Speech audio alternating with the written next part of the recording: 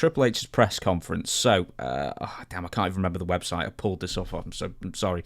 The difference on the late Saturday night in Tampa is that this was the first time he being Triple H, conducting a presser during a week in which Vince McMahon, his father-in-law, and until this week executive chairman of TKO, was the subject of serious trafficking lawsuit allegations.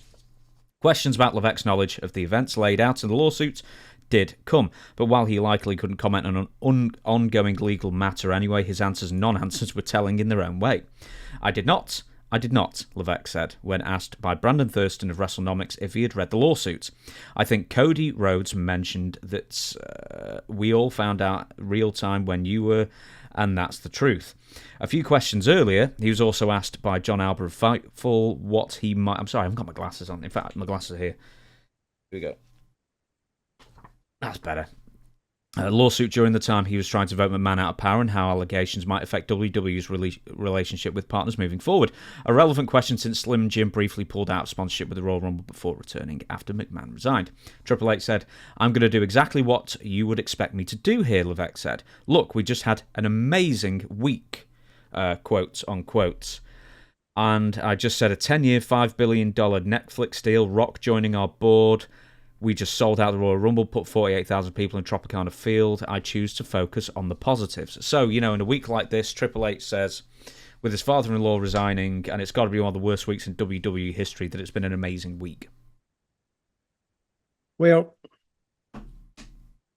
they wanted him to say more about what was going on with Vince. And I don't blame him for not answering, because that's just going to take that press conference and point it in a direction you can't get it pointed back.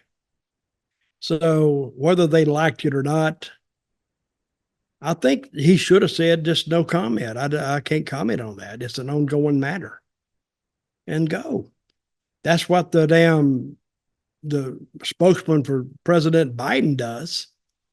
Or all the spokesmen, if you ask them a question and they don't have an answer, or they prefer not to answer, they say, I'm not allowed to speak about that. I'm not allowed. It's an ongoing matter, and I can't discuss that. Or they just get quickly. And I think it's the way Triple H worded it. It was a bad time, but we just had come off one of the best weeks we've ever had. So he was trying to switch it, and of course they're journalists, and they're going to take every little word and analyze it and see if they can get a story out of it.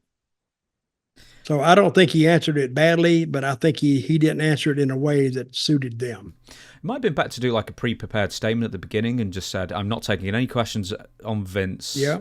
Apart from, I'll say this, and then we can move on to other stuff. Mm-hmm. That's what he should have done.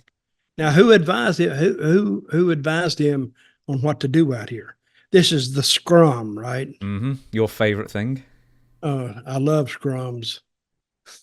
Yeah, he should have said something, and somebody should have.